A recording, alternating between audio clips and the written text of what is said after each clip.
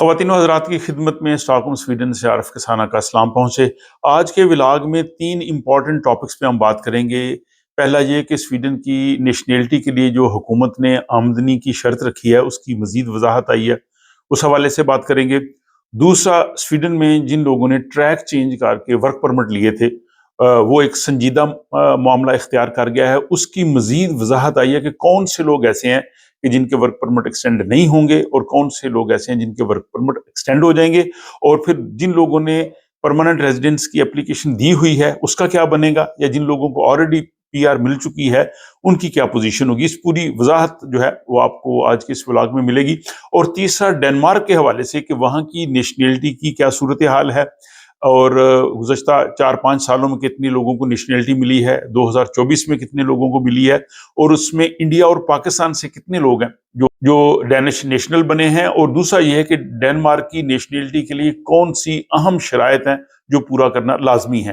تو اس لیے میری گزارش ہے خصوصاً جو میرے ناظرین ہیں ڈنمارک سے کہ وہ بھی اس چینل کو سبسکرائب کریں، کیونکہ آئندہ آنے والے دنوں میں ڈنمارک کے حوالے سے بہت سے اپڈیٹس، خبریں اور رپورٹس جو ہیں وہ آپ کو دیکھنے کو ملیں گی۔ تو چلتے ہیں جناب سب سے پہلے ٹاپک کے حوالے سے کہ آپ نے اس سے پہلے بھی ولاگس ملاحظہ کیا ہے کہ سویڈن کی حکومت جو ہے اس نے ایک تجویز دی ہے کہ جو لوگ سویڈن کی نیشنلٹی کے لیے اپلائی کریں ان کے لیے ایک شرط یہ بھی ہونی چاہیے کہ ان کی اپنی آمدنی ہو اور وہ تقریباً 20,000 سویڈش کرون کے برابر ہو۔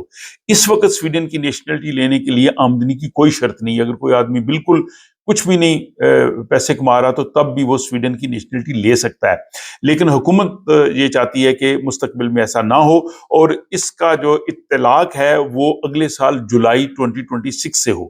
تو اس وقت جو اپلیکیشنز ہوں گی، خواہ وہ پہلے سے لوگوں نے بھی اپلیکیشنز دی ہوں گی، ان پہ فیصلہ نہیں ہوا ہوگا، ان پہ بھی وہ آمدنی کی شرط جو ہے وہ رکھنا چاہتے ہیں۔ اور اس حوالے سے جو مائیگریشن کے وزیر ہیں یون فرشل، انہوں نے کہا ہے کہ سویڈن میں مرد اور عورت میں کوئی فرق نہیں ہے، یہاں پہ دونوں کو کام کرنا ہے۔ اگر کسی گھر میں مرد جو ہے وہ بے شک اس کی جتنی مرضی آمدنی ہو، لیکن اگر اس کی بیوی کی انکم نہیں ہے تو اس کی بیوی کو نیشنلٹی نہیں ملے گی، اس کی بیوی کو بھی جو ہے وہ کام کرنا پڑے گا۔ تو یہ تھی اس نیشنلٹی کے حوالے سے جو آمدنی کی ریکوائرمنٹ ہے اس کی مزید وضاحت۔ دوسرا ٹاپک کہ سویڈن میں آپ کو پتا ہے کہ 1 اپریل سے ایک نیا قانون جو ہے وہ نافذ ہو رہا ہے، جس حوالے سے میں نے پہلے بھی ولاگز بنائے ہیں کہ جو لوگ یہاں پہ آ کے اسائلم لیتے تھے اور اس کے بعد پھر وہ درخواست دیتے تھے مائیگریشن ایجنسی کو کہ ہم نے ٹریک چینج کرنا ہے، جس کو سویڈش میں سپور بیتے کہتے ہیں کہ ہم نے راستہ تبدیل کرنا ہے، ہم نے اسائلم کی اپلیکیشن کو کنٹینیو نہیں کرنا، ہمیں ورک پرمٹ دیں، ہم کام کریں گے، اور لوگوں کو کام مل جاتا تھا اور اس کے بعد پھر وہ مدت پوری کرنے کے بعد پرماننٹ ریزیڈنس لے لیتے تھے۔ لیکن اب 1 اپریل کے بعد ایک تو یہ ہے کہ جو لوگ اسائلم پہ ہوں گے ان کو ورک پرمٹ نہیں دیا جائے گا، لیکن دوسرا یہ ہے کہ جن کو آلریڈی ورک پرمٹ مل چکے ہیں 1 اپریل کے بعد ان کے ورک پرمٹ ایکسٹینڈ نہیں ہوں گے۔ اس کا مطلب یہ ہے کہ ان کو پھر سویڈن سے جانا پڑے گا، اور یہ ایک بڑا پیچیدہ معاملہ ہے۔ اس میں تقریباً 5,000 کے قریب لوگ جو ہیں وہ متاثر ہو رہے ہیں، اور اس حوالے سے جو مائیگریشن ایجنسی میں جو اس معاملے کو ڈیل کر رہی ہیں ہنا گڈسن، انہوں نے مزید وضاحت کی ہے۔ انہوں نے کہا جی کہ جن لوگوں نے اسائلم کی اپلیکیشنز کے بعد ٹریک چینج کیا تھا اور اس وقت جو ان کو ورک پرمٹ گرانٹ کیا تھا، جو ورک پرمٹ ان کو ملا تھا، اس فیصلے کو وہ دیکھیں۔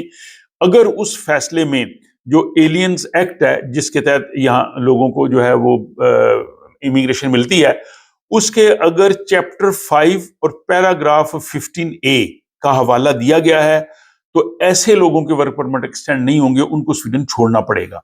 اور اگر ان کا ورک پرمٹ جو ہے وہ نارمل ایشو ہے، جیسے عام ورک پرمٹ ہے، اور ان کے جو فیصلہ جب ان کو ورک پرمٹ ملا تھا اس میں جو چیپٹر 5 ہے یعنی باب 5 اور اس کا پیراگراف 15A اگر اس کا کوئی حوالہ نہیں ہے تو ان لوگوں کو کوئی مسئلہ نہیں ہے، وہ ان کا ورک پرمٹ ایکسٹینڈ بھی ہو جائے گا، وہ یہاں رہ بھی رہیں گے۔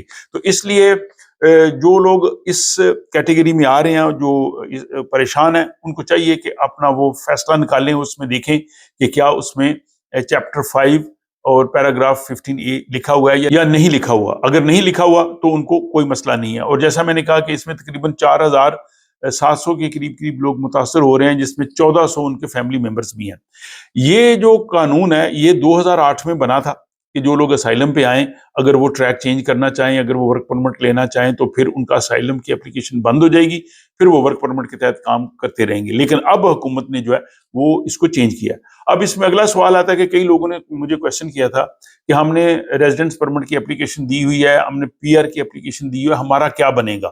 تو اس کی وضاحت بھی آ گئی ہے, پہلے یہ وضاحت نہیں آئی تھی. اس میں یہ ہے کہ جن لوگوں کو تو آلریڈی پرماننٹ ریزیڈنس مل چکی ہے ان کو کوئی مسئلہ نہیں ہے, وہ ان کی اس پہ کوئی افیکٹ نہیں ہوگا, وہ ان کی پرماننٹ ریزیڈنس جو ہے وہ ویلڈ رہے گی. لیکن جن لوگوں نے اس وقت پرماننٹ ریزیڈنس کی جو ہے وہ اپلیکیشن دی ہوئی ہے, اگر ان کا فیصلہ 1 اپریل کے بعد ہوگا تو وہ متاثر ہوں گے, ان کی اپلیکیشن ریجیکٹ ہو جائے گی. اگر وہ لکی ہوں گے کہ ابھی جو 2-4 دن رہ گئے ہیں, اگر 1 اپریل سے پہلے اگر ان کا فیصلہ ہو جاتا ہے تو پھر ان کو ریزیڈنس پرمٹ گرانٹ کر دیا جائے گا. تو یہ ان لوگوں کے لیے سوال ہے, مجھے کئی لوگوں نے کانٹیکٹ کر کے پوچھا تھا, تو ان کے سوال کا یہ جواب ہے. پھر اس میں انہوں نے کہا ہے کہ یہ ایک پیچیدہ معاملہ ہے, یہ ہم انفرادی اپلیکیشنز کا جائزہ لیں گے.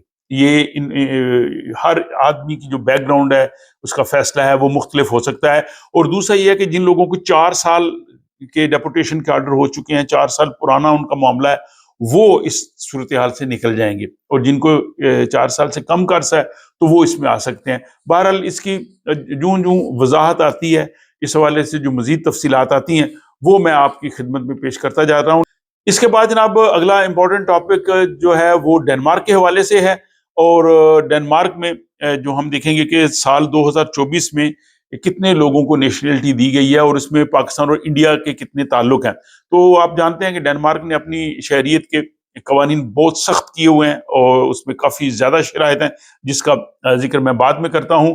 لیکن 2024 میں ڈنمارک میں 6255 6255 لوگ جو ہیں ان کو نیشنلٹی دی گئی ہے. اب اس جو پچھلے 4-5 سال ہیں اگر اس کا ہم جائزہ لیں تو 2023 میں صرف 3355 لوگوں کو 3355 لوگ جو تھے ان کو نیشنلٹی ملی تھی. 2020 میں یہ تعداد کافی زیادہ ہے, 2020 میں 7076 لوگوں کو نیشنلٹی ملی تھی, 2021 میں 6483 لوگوں کو ملی, اور 2022 میں 5149 لوگوں کو نیشنلٹی ملی. تو اگر ان کا جائزہ لیا جائے تو 2024 میں تعداد جو ہے وہ زیادہ بنتی ہے. 2015-16 کے بعد جو ہے وہ ڈنمارک میں نیشنلٹی درخواستوں میں کافی زیادہ اضافہ ہوا. اس کی وجہ یہ تھی کہ ڈوئل نیشنلٹی کی اجازت بھی دی گئی تھی. اور اس کے بعد اگر ہم 2024 کا ایک مرتبہ پھر جائزہ لیں تو اس میں جو 75% لوگ ہیں یعنی 4392 وہ لوگ ہیں یورپ سے باہر سے ہیں. تو یہ کافی بڑی تعداد ہے جن کو ڈنمارک کی جو ہے وہ نیشنلٹی ملی ہے. اس میں جو سب سے زیادہ جن لوگوں کو ڈنمارک کی نیشنلٹی ملی ہے ان کا تعلق برطانیہ سے ہے, گریٹ برٹن سے, وہ 362 لوگ ہیں. اور اس کی وجہ آپ کو سمجھ سکتے ہیں کہ بریگزٹ کی وجہ سے جو بہت سے برطانوی شہری ایون جو سویڈن میں رہتے ہیں انہوں نے بھی سویڈش نیشنلٹی کے لیے اپلائی کیا. تو سب سے پہلے نمبر پہ جو ہے وہ برطانیہ ہے, اور دوسرے نمبر پہ جو ہے وہ پاکستان ہے. پاکستان کے 344 یعنی 344 لوگ جو ہیں ان کو ڈینش نیشنلٹی ملی ہے 2024 میں. اور جناب اس کے بعد تیسرا نمبر جرمنی کا ہے, اس کے 315 لوگ ہیں. چوتھا نمبر جو ہے وہ بھارت کا ہے, انڈیا کے 300 لوگوں کو 300 پیپل ان کو جو ہے وہ نیشنلٹی ملی ہے ڈینش. اور یوکرین 5ویں نمبر پہ ہے 289, ایران کے 286 ہیں, یہ 6 نمبر پہ ہے. اور جو اسٹیٹ لیس لوگ ہیں جن کی نیشنلٹی کلیئر نہیں تھی وہ 255 ہیں. سیریا کے شام کے جو ہیں وہ لوگ 255 ہیں. پولینڈ 9ویں نمبر پہ ہے اور اس کے لوگوں کی تعداد بھی 255 ہے. اور رومانیہ 10ویں نمبر پہ ہے جو 244 ہے. تو یہ ٹاپ 10 کنٹریز ہیں. اس کے علاوہ امریکہ سے 108 لوگ ہیں, کینیڈا کے 33 لوگ ہیں, آئرلینڈ کے 21 ہیں, آسٹریلیا کے 18 ہیں, اور نیوزی لینڈ کے 17 لوگوں کو 2024 میں ڈنمارک کی نیشنلٹی ملی. ڈنمارک کی نیشنلٹی حاصل کرنے کے لیے شرائط کافی سخت ہیں. جو اہم شرائط ہیں وہ یہ ہیں کہ سب سے پہلے اگر آپ کو جب نیشنلٹی ملتی ہے تو آپ نے ڈنمارک کے ساتھ وفاداری کا حلف اٹھانا ہے, اور اس تقریب میں وہاں پہ اگر کوئی خاتون ہے یا مرد ہے تو آپ نے ان سے ہاتھ ملانا ہے, یہ ایک لازمی شرط ہے. دوسرا یہ ہے کہ آپ کو کم از کم 9 سال جو ہے وہ ڈنمارک میں رہتے ہوئے ہونا چاہیے. تیسرا یہ ہے کہ آپ کا کوئی مجرمانہ ریکارڈ نہ ہو, کوئی کریمنل ریکارڈ آپ کا نہ ہونا چاہیے.